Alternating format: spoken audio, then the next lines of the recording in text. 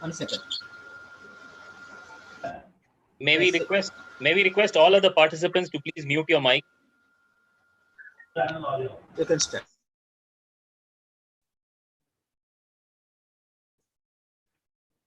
Garu, let's go live.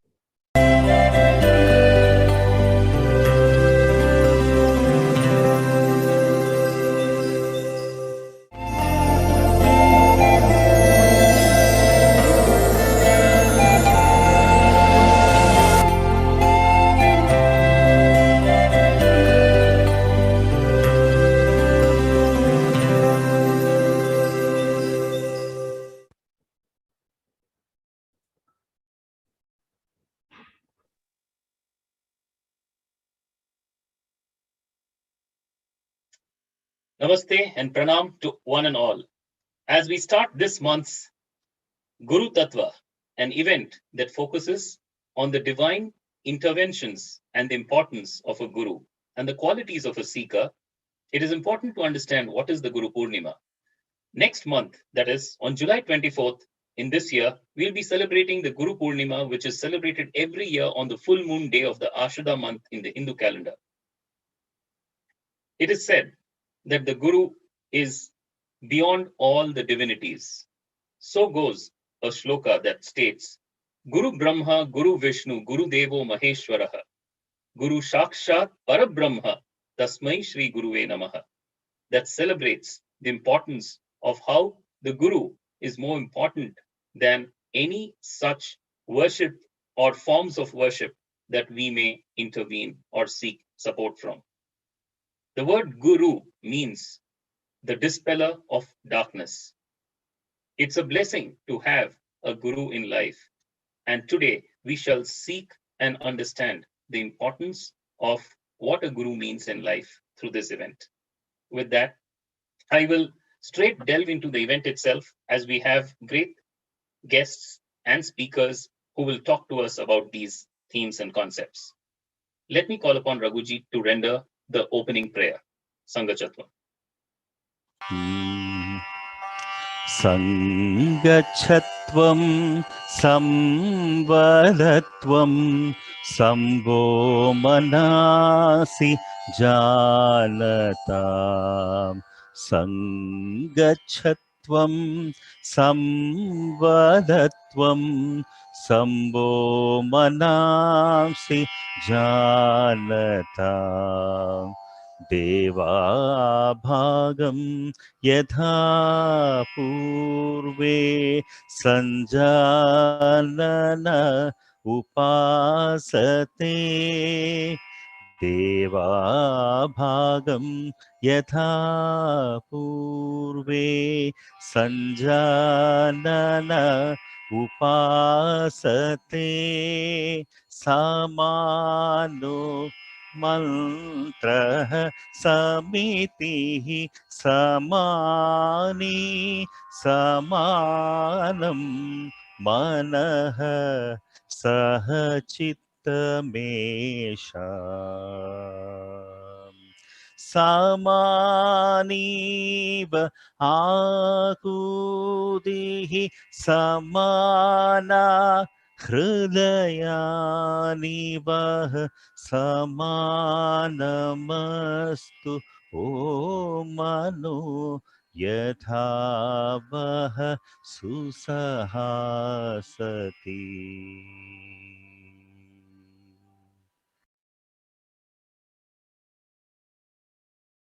Thank you, Ravi, for the starting prayer. It is indeed a great honor and for me to introduce the next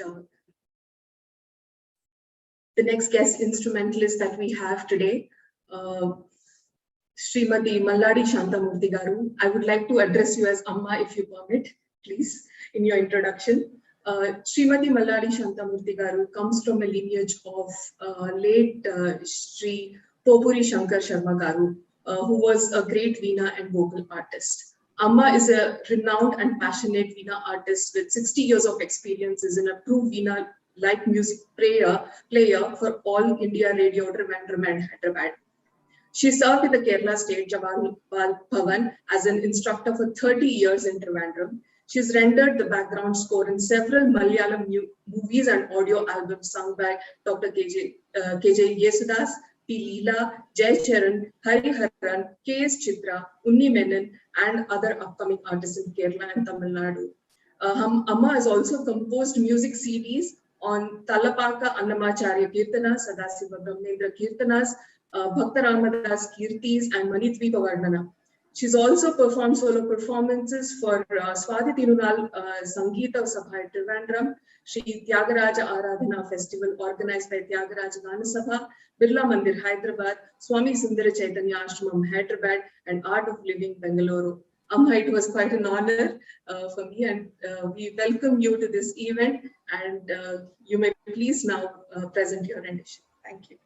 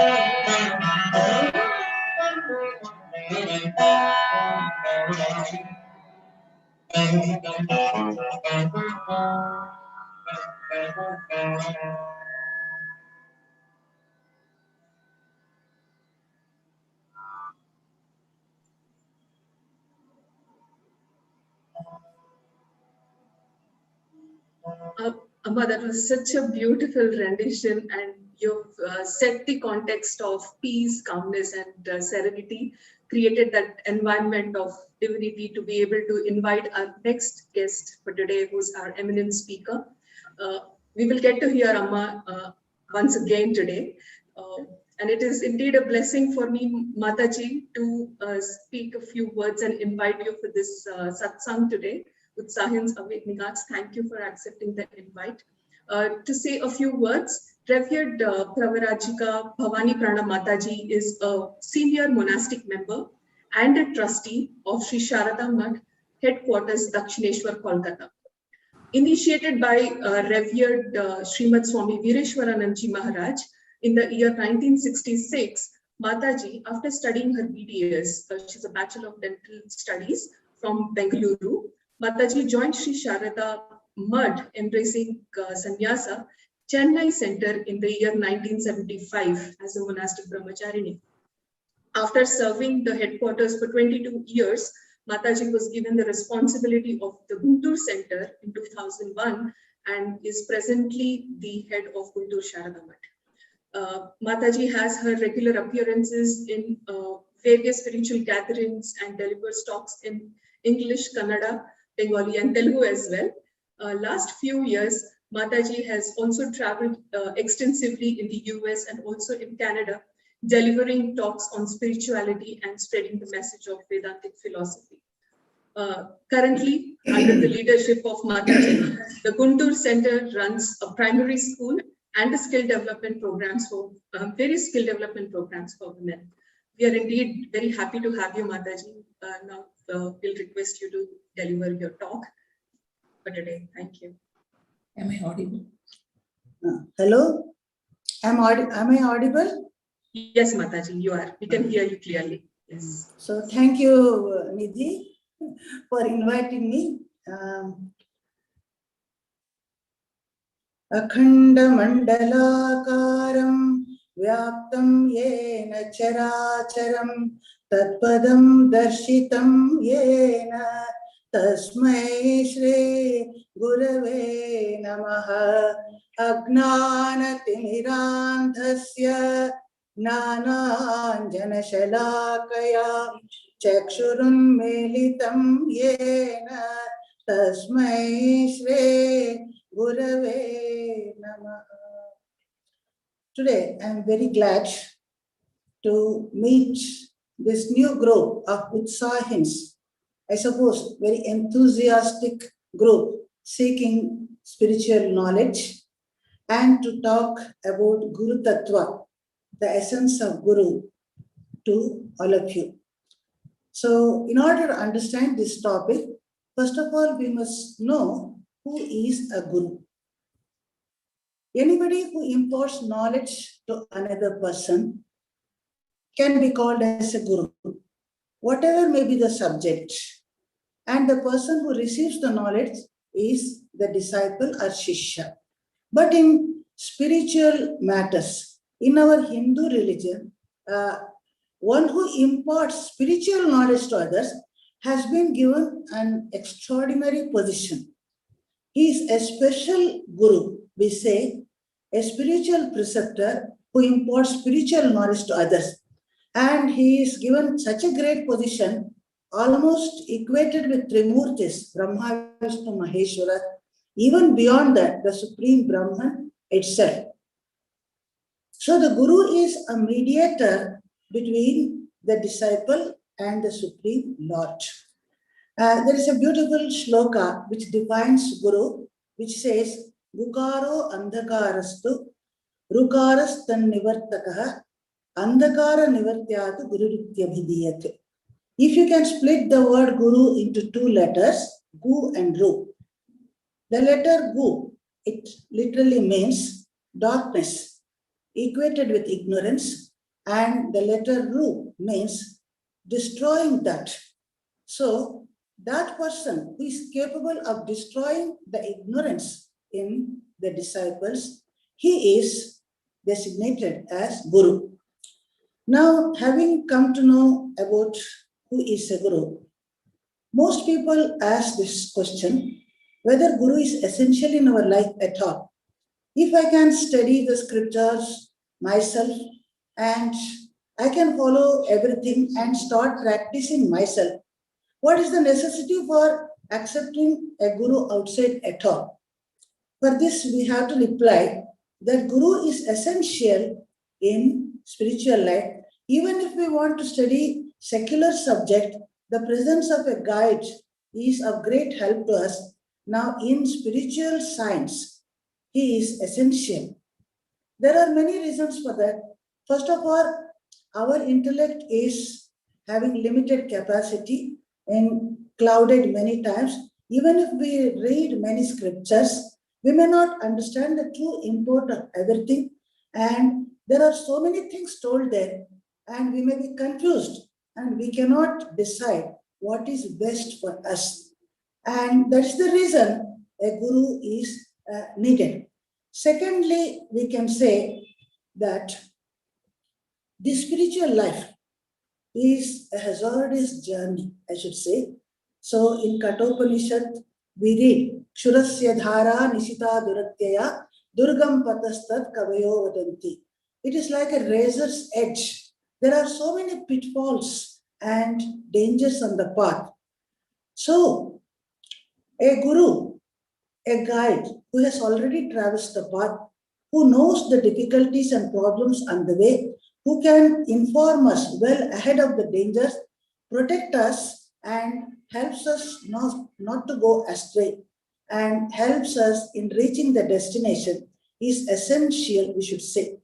Guru initiates us in the spiritual path, and as if he takes the hand of us and passes through this entire journey and helps us to overcome the dangers, and very smoothly and securely, easily, we can reach the ultimate destination, the Supreme Lord or God realization, with least difficulty in the shortest time.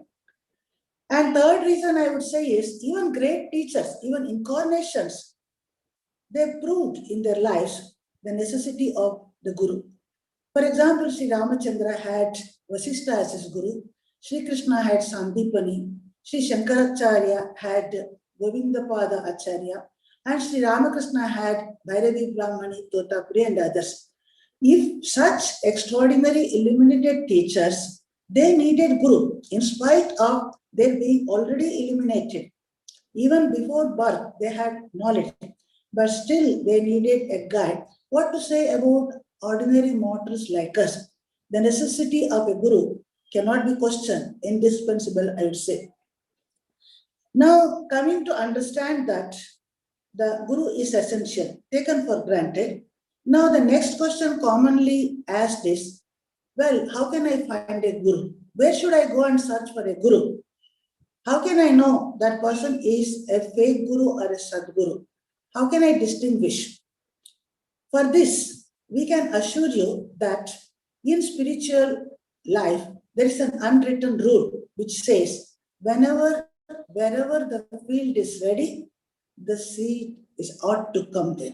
That is, if the disciple has prepared himself by prayer and intense efforts and is hankering for realization and spiritual knowledge, he definitely, the Guru will find him out.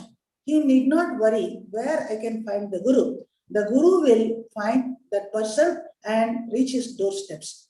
So that problem is solved, and the vice versa is also true. That is, wherever there is an illumined teacher, disciples from all quarters would get that intuition, by they will understand this fact, and they would themselves come and approach that Guru. Just like the bees approach the bloomed lotus and gets it scent, and they don't need any invitation at all. So that problem is not there.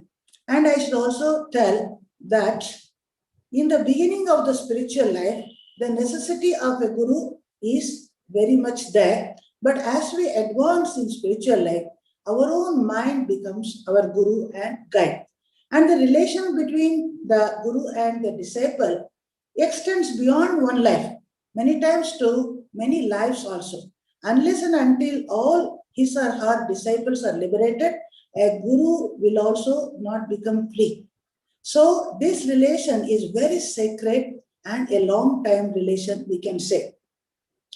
Now coming to the next question, what is the qualification of a guru, or what are the qualifications should be found in a disciple? This, what is called as Adhikari Vada, is very important in our spiritual matters, especially in our Hindu religion. You can't accept anyone and everyone as guru. That person must have fitness. Now what are they? Now Shankaracharya tells in the 𝐏𝐵𝐢𝐤𝐚 about the qualities that must be present in a guru. He says, Shrotriyo avrajino akamahatah. Shrotriya literally means one who is adept in scriptures. It also can mean a Brahmin by birth, but actually it means here one who knows the essence of the scriptures. Then avrajina means sinless. That is the purity of the teacher. You know, if one person wants to teach any secular subject like physics, chemistry, or mathematics, nobody questions about the character or purity of that person. If he has the knowledge and can convey it to others, that will be enough. But in spiritual matters, it is not like that. We first observe the character of the teacher, whether the teacher has practiced himself or herself the spiritual thing, and then only they can teach others. So they must be pure. So that is also we can say, because this spiritual science, it's not merely a theoretical science, you see. It is a matter of experience. Spirituality is not merely taught, but it is caught by the disciple, they say. That is, an illumined teacher can pass off the knowledge, can transfer the knowledge to another person. Just like a lamp, the light transferred to the another light and then transform the life of the other disciple. And the third quality they say is akamahatah. The teacher should not have any ulterior motives in teaching the disciple. One should not desire, crave for name and fame or money in imparting the spiritual knowledge. So one who is free from desire, then why does the teacher teaches the disciple? If you ask, we say because the teacher is 𝐏𝐫𝐚𝐯𝐿𝐴 daya sindhu, Shankaracharya tells, out of infinite mercy, seeing the pathetic condition of the disciples who is suffering in this mire of worldliness, the Guru helps them out. So the Guru is out of no reason at all, just out of compassion helps the disciples. Then the Guru must be Brahma Vittamaha, and then he must the best of the Brahma Gnanis and Brahmani Tatpara, that he must be constantly engaged in the thought of the Brahman. That is Brahmani Uparataha, established in the thought of the Brahman. Shanto Nirindava Inala and Nirindava Iva Analaha, they say. That is calm and serene, just like a fire that has been extinguished. And such a teacher, you know, he imparts knowledge to any good student who approaches him with the desire for knowledge. And now coming to what are the qualities of the disciple. You see, the great spiritual knowledge should not be taught to anyone and everyone. The Guru teaches only when the student is found to be fit. Otherwise, the student may misunderstand or misuse the knowledge and bring problem to the Guru himself.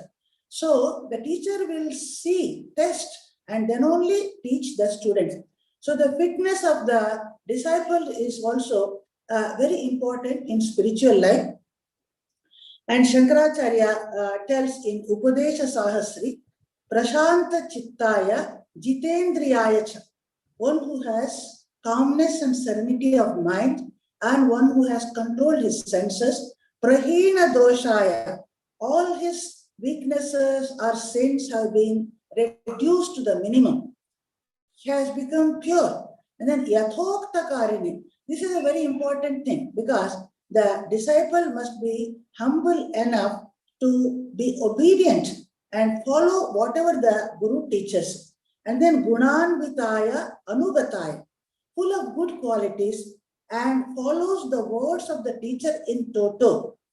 Such a disciple is certainly taught by the teacher. And also mumukshu, they say, one who craves for liberation. So these are all the qualifications. And Shankaracharya tells in Viveka Chudamani some more qualification, that is sadhana chatushtaya sampanna. He says the disciple, even before approaching the Guru, must have practiced some disciplines in the life and must have acquired these 4 qualities. What are the 4 qualities? Viveka, first of all, that is discrimination between the permanent and the transitory. And then Vairagya, dispassion towards the objects of enjoyment in this life or in the other worlds. And then Shamadhi Shat Sampatti, Shama, Dama, Uparati, and then Titiksha, Shraddha, Samadhana, these qualities. And finally, Mumukshutva, that is the desire for liberation. So the disciple must be endowed with this sadhana chatushtaya. Then only he is fit to acquire the knowledge. According to Shankaracharya, when we hear this big list of qualifications, we may get afraid. Have we all these qualities? Are we fit to be the disciples? So in the modern age, Sri Ramakrishna has simplified the matter. He says, even if you do not possess all these qualities, if you have one very important quality, that is Vyakulata, intense desire for liberation, intense desire for acquiring spiritual knowledge, that will help you to get out of this problem. So that can solve all your things. So that is the most important thing that we must possess. So when such qualities are found to be in the disciple, then only the teacher teaches the disciple. The spiritual preceptor can convey the spiritual knowledge, because when the teacher is extraordinarily great, when the student is also fit, then only the knowledge will bloom to its full extent. Now, when such a teacher is found, what should the student do? How should he approach him? In Bhagavad Gita, Sri Krishna tells, Tadvidhi pranipatena pariprasthena sevaya upadekshanti tam gnanam gnaninas tattvadarshinaha. When you find such a great Guru, then know that knowledge, Tadvidhi. How? First of all, do pranam to the teacher. You offer salutation. That is a sign of your surrender, sign of your humility, your vinaya. Then the Guru is automatically pleased. Secondly, pariprasnena. You must question the teacher and clarify all your doubts. You need not keep mum in front of the teacher. And thirdly, sevaya. You offer service to the teacher. Even the physical service to the teacher is supposed to be a very important part of spiritual discipline. So we have the standing example of some such people. In Shankaracharya's life, we have the example of Totakacharya, and in Sri Ramakrishna's life, Adbhutananda Latu Maharaj, a Bihari boy, illiterate boy. So even if they were not proficient in the scriptural knowledge, in spite of it, by serving their Guru with all Shraddha and love, they got illuminated. By the Guru's grace, it is possible. So that is the way how you should approach the teacher with all love, service, attitude, and humility. Then the Guru will teach you everything. Now, we must also point out one more point. You must not think, I have surrendered myself to the Guru. Now, Guru has taken responsibility. I need not bother. I need not do anything. Only the great incarnations and highly advanced teachers, they can give you instantaneous liberation. But the Guru Shakti, the power which can liberate others, is not same in all the teachers. There are ordinary Gurus. They, of course, they help you. They guide you the path, but they cannot give you liberation immediately. So the disciple also must put forth the self-effort. Otherwise, the Guru will be in trouble. If the disciple expects everything will be done by the Guru, that is not possible. So self-effort is a very important matter in the case of the disciple. And finally, I will point out one more point, that is, our great teachers, they used to repeatedly point out, don't start a guru cult. What is guru cult? A few disciples, they they collect around a teacher and they start one cult. Another group of disciples, they collect around another teacher and they start their cult. And now there will be fighting between these people. And one will say, my guru is superior. Your guru, he is inferior. So if you start fighting like this, it will not lead you anywhere. Of course, you must have the greatest Shraddha towards your guru. You can think him as the Supreme Lord himself, but you must respect other gurus as well. Because Sri Ramakrishna said, Satchidananda alone is the guru. And it is the Supreme, the Lord himself, comes as Guru Shakti in all people. So that is the way we have to learn from the teacher.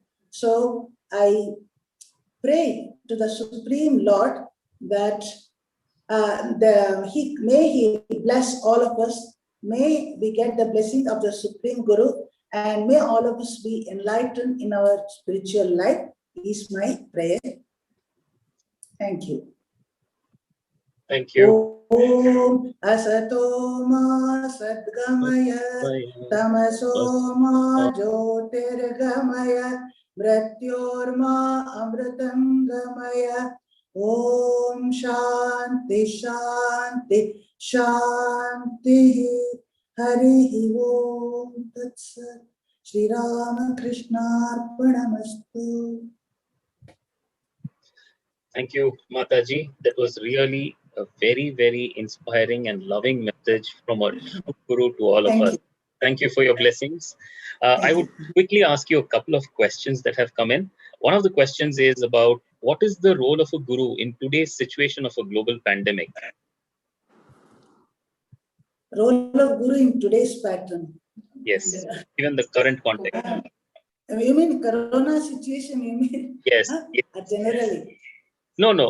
In the Corona situation today, during the pandemic, that is the intent of the question. Spirituality will always remain, but in the context of the today's pandemic, what is the role of a Guru? You see, if we have faith in the Guru, if we have faith in the Supreme Lord, we will certainly have self-confidence. We can overcome any dangers and problems in life.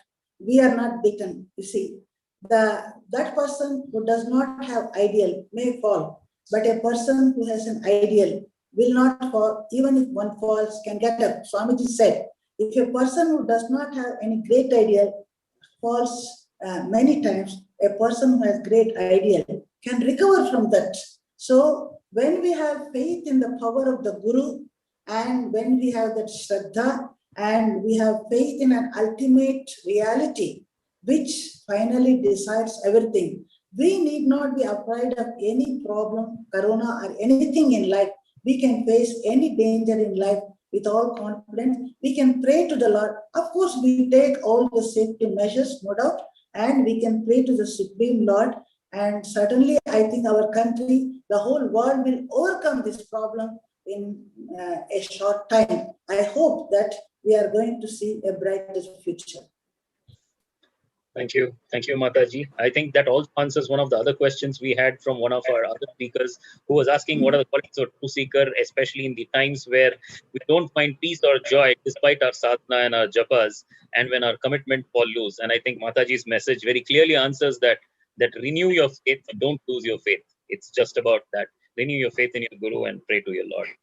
Thank you, Mataji. Thank you. Raghuji for summarizing the key message and thanking our speaker. All right, thank you so much, Mataji, for a wonderful, stimulating speech from you. And my role is to, culminate and give the core essence of the speech what you have given in 1 minute's time. Unfortunately, I have noted down, and it's being a library of knowledge from you, and such a valuable message you have given us, and we truly appreciate your commitment and willingness to share your valuable knowledge in a nutshell to enrich our lives. And your comments were so very much helpful for all of us present here. And you have been, stimulating, about the importance of guru, who shall be a guru, the quality of guru and Sishya, the sadhana chatushtaya you have referred, and the important quality what I would like to take from this Vyakulata and service attitude. And this has been, the wonderful thing for us. And I'm sure that, we have to see this particular video, which will be shared after this session repeatedly, so that we can take up each and every element from every sentence you have spoken. Thank you so much, Mataji, for sparing your valuable Thank time you. and blessing us. Thank you so much. Over to you, please. Yeah, and if I may say, add on, it was the dream of Swami Vivekananda. Yeah. That just as there was a center for monks, he said, with Holy Mother as the center of inspiration, a mutt is to be established on the eastern bank of the Ganga. I think he was standing on the other side.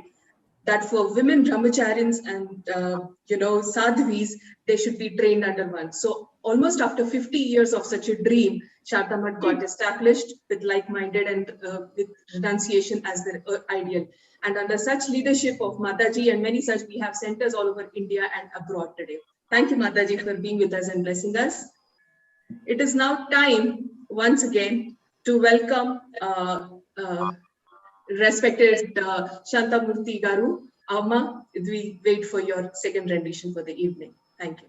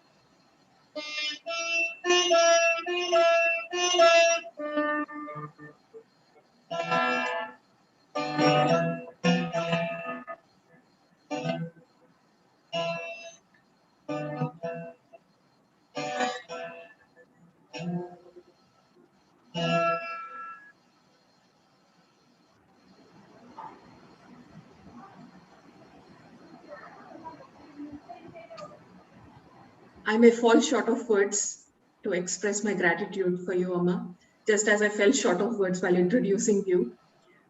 They say music is divine, and I think I understand now why it is called divine. Because when you were playing, I think each one of us had established that connection with the Supreme and had that little conversation or a prayer, at least I did. Thank you so much for being here.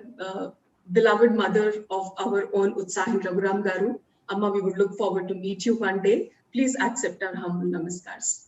And Mataji, please accept my pranams and at your holy feet as well. Thank you so much. Thank you.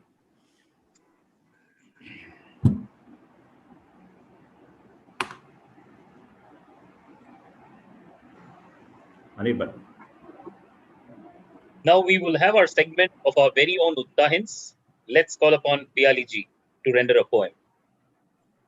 Thank you so much. Thank you for this opportunity. Namaskar, Mataji and Amma, for your such a wonderful and soothing musical performance. And namaskar to all the teachers all over the world. So today I'm going to recite a poem of Harivansh Rai Bachchan. He's the man who remains legend for Indian poetry for years to come. So, and all his poems, as we know, that are some of the most precious gems of poetry ever written. And reciting a poem by him is absolute pleasure and an honor for me. And I put my humble efforts to do this, recite this masterpiece written by him, कोशिश करने वालों की. लहरों से डरकर नौका पार नहीं होता, लहरों से डरकर नौका पार नहीं होता, कोशिश करने वालों की कभी हार नहीं होती. नन्ही चींटी जब दाना लेकर चलती है, नन्ही चींटी जब दाना लेकर चलती है, चढ़ती दीवारों पे 100 बार फिसलती है. मन का विश्वास रंगों में साहस भरता है, मन का विश्वास रंगों में साहस भरता है, चढ़कर गिरना गिरकर चढ़ना न अखरता है.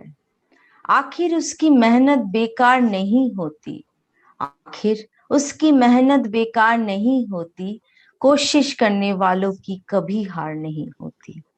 डुबकिया सिंधु में गोताखोर लगाता है, डुबकिया सिंधु में गोताखोर लगाता है, जा जाकर खाली हाथ लौट कर आता है. मिलते नहीं सहज ही मोती गहरे पानी में, बढ़ता दुगना उत्साह इसी हैरानी में.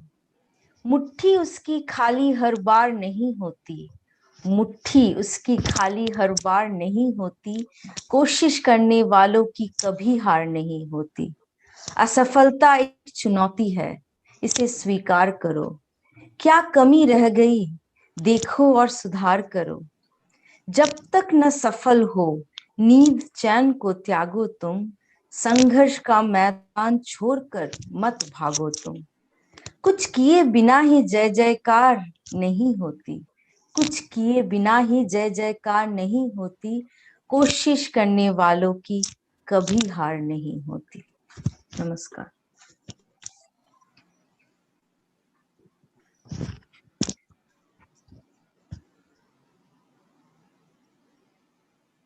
Sharan. Namaste, dear Utsahins. On this special day, I would like to tell a story from the epic Mahabharata, the story of Ekalavya. The one side of the story, which most of us know. How about the other side? So let me narrate the story first. Ekalavya was a tribal boy of Mahabharata period.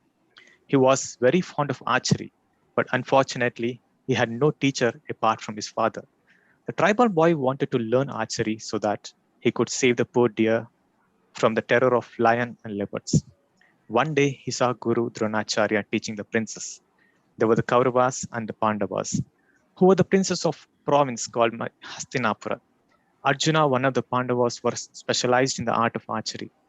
Dronacharya did not want any others to be as good as Arjuna. Ekalavya approached Guru Dronacharya and requested him to teach him archery. But there was one problem. Guru Dronacharya would only teach the Kshatriyas and Brahmin boys. So he said no to Ekalavya's request. But Ekalavya had already accepted Guru Dronacharya as his guru. Not want to give up so easily, Ekalavya carved an image of Guru Dronacharya with the clay and started practicing archery in front of his guru. Over the many years, with all his practice and devotion towards Guru Dronacharya, he learned the archery and became better than the prince of Hastinapur. One day, a dog disturbed him while he was at his target practice. He shot 5 arrows so carefully into the dog's mouth that they silenced the dog without harming the animal. Guru and his students happened to go that way, and they were surprised to see the dog had so many arrows in his mouth and was silent but not hurt. Soon they found Ekalavya practicing archery. Dronacharya was amazed with the skill of tribal boy. Ekalavya came and prostrated before his guru. He welcomed his guru with great honor and love. Dronacharya saw the clay image that Ekalavya had made and realized that this was the same boy who came to him years back, and now he had made him his own guru. Guru Dronacharya became angry as Ekalavya had learned from him without his permission. So he asked for the Guru Dakshina. Ekalavya right away said, "What shall I give you?" Straight away Drona replied, "Give me your right thumb." Without any hesitation, Ekalavya took out his knife and cut off his right thumb and placed it at the feet of Guru Dronacharya. Such was his devotion towards his teacher. And this is a story that we all know. And there are two sides of the story. One side of the story shows the injustice done to Ekalavya, but actually Guru Dronacharya uplifted Ekalavya from being his student to becoming an epitome of discipleship. Guru Dronacharya blessed Ekalavya with immortality by asking him for the right thumb. So when people think of devotion, they think of Ekalavya and not Arjuna. Thank you, and over to Sudhaji. Thank you, Charan. Namaste all Utsahins. The greatness of a man can be measured by the softness and tenderness he shows in his hour of glory, prosperity, and abundance. The strength of a great man is also seen from his determination in standing like a rock in face of adversities and challenges. Sampatsu mahatam chittam bhavedutpalakomalam apatsu cha mahashaila shila sanghata karkasham. The behavior of a person in times of prosperity and in times of hardships is compared by Bhartrhari in this sloka. It is not easy for people to manage success and many people to overboard in their celebrations and can also become proud and arrogant. The greatness of noble man comes out in the way they show calmness and tenderness in their hour of triumph. In the hour of challenges, it is equally tough to get depressed, not to get depressed and lose hope. Great men like our freedom fighters never lost hope in spite of grave challenges and setbacks. They also showed magnanimity, grace, calmness, and dignity when they achieve great successes. Thank you. Over to Utsahin Raghuram sir. Namaste, everybody. And once an young man went to Gurukula to learn Vedas. He was so excited since his master was so renowned and was adept with all Vedas and Shastras. He went to his master and said, Guru Varya, I would like to learn Vedas from you. The master immediately replied, Oh, my dear one, it's not just 1 or 2 year course. It is a 12-year course. Are you ready to learn Vedas? The boy was extremely passionate and immediately agreed for the course. As we all know, in the Asian system, Vedic education, the disciple goes to the Gurukulam and learns Vedas for 12 years. So this boy got enrolled with the master and learned the Vedas for 12 long years. At the end of the course, there is an assessment to certify that the student has mastered all the subjects. When it was time for the boy to take the assessment for learning, the boy fixed up the date with the test. On the day of assessment, Guru told him that he was very busy and that he would not have time to conduct a test for him. It is a normal procedure for the Guru to have his disciples recite certain portion of the Vedas and they are graded appropriately. Guru asked the boy to go to the backyard and stand next to a particular tree. He asked him to recite the set part of the Vedas for his assessment test. The tree upon completion will shed some of its leaves. The master asked the boy to count the number of leaves as they signify the number of mistakes committed during the recital. Wow, this is a new test for the Sishya and he was eager to take this novel test. The boy was aware of the fact that before reciting, he had to cite Lord Ganesha and take his blessings. The moment he did Ganesh Sloka, Suklam Bharadaram Vishnu, all the leaves from the tree fell down. This little boy was puzzled by the incident. He went to his guru's chamber and narrated the whole incident. The master immediately knew what happened. He told him that before one invokes Lord Ganesha, Lord Krishna, or any other deity, one need to dhyana on his guru. Meditate on the most compassionate soul who has introduced you with this knowledge. And it is this guru who is truly that compassionate soul for this child and who is the incarnation of the Lord himself. My dear friends, the guru who bestows with the knowledge is not a normal human being. He is the first person we got to think about when we begin any event, and by doing so, that will automatically lead to other positive thoughts. The moment one thinks about the Guru, that form of Lord who has incarnated on the earth to save all of us, will be liberated. We should always meditate on our Guru and be thankful for all the wisdom we have received from him. Maybe that is the reason why, my dear friends, why it is said that Mata, Pita, Guru, and next Daivam. Thank you all for listening to this short story.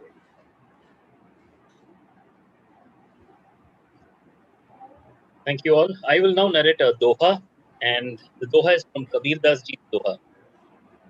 जैसे दिल में तेल है, ज्यों चमक में आग, तेरा साई तुझ में है, तू जाग सके तो जाग. The translation of this doha in English is, like the sesame seed contains oil, which is not visible, so also there is fire in the flint stone. Likewise, your temple seats the divine within you. Realize it if you can. All of us are yearning for the truth and for the ultimate one. Sometimes in prayer, sometimes in meditation, sometimes in mantras. Our paths may be different, but all of us are searching for that which can make us complete. And just like oil is hidden within the sesame seed and fire is hidden within the flintstone, and you need to spend effort in crushing the seed to extract the oil or rubbing the stones to extract the fire, so also the divine resides within every one of us. It is within you, within me, within ourselves. And it needs us to realize it through our own effort, which is our sadhana and which is our practice of virtues and practice of service. This is where I think Sri Vivekananda's quote also comes in, where he says, man is potentially the divine, and the sole purpose of this life is to discover that divinity within yourself. The time to do is now and here. Realize yourself within. With that, I think it's the time has come for us to reflect on all the wonderful messages of the day. Let's spend a minute in silence, reflecting on each of the messages.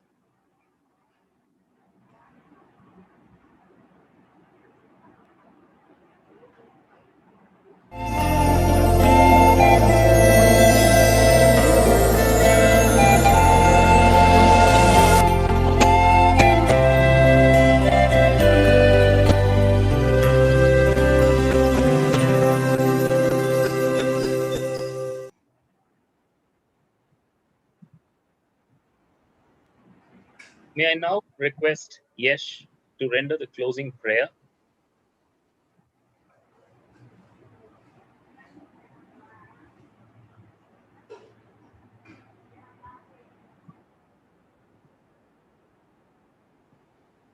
Yesh.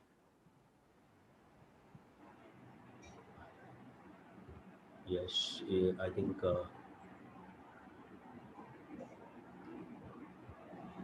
he is there, but Anirban, you may have to continue. All right. Yeah.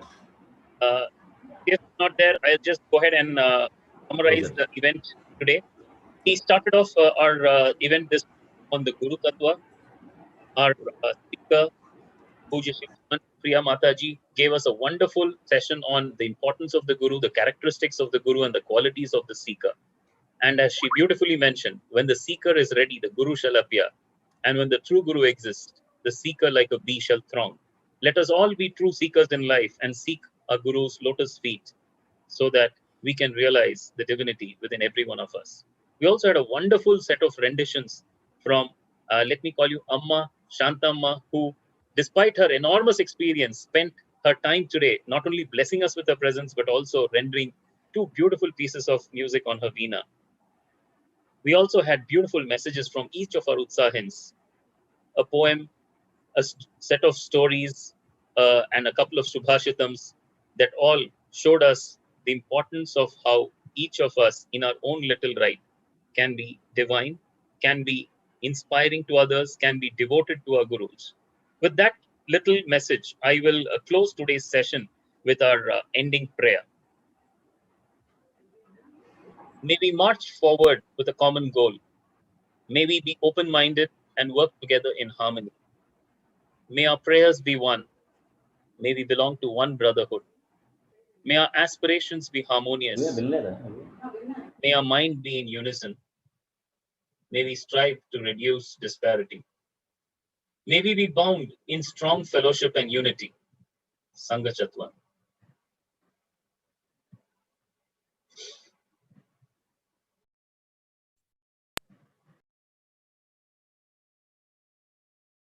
End of event.